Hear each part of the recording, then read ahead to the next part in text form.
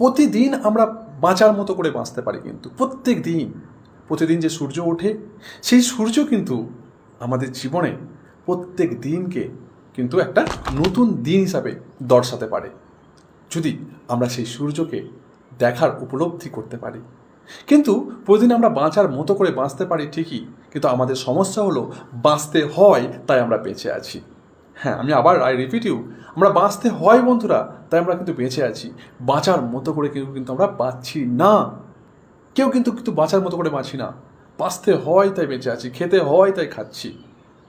সুতরাং এটাকে আমি বলি যে জিন্দা লাশ হয়ে বেঁচে আছি আমরা, জিন্দা লাশ হয়ে বেঁচে আছি। আমরা চলছি, ঘুরছি, ফিরছি, কিন্তু আমরা বাঁচার মতো করে বেঁচে নেই বন্ধুরা।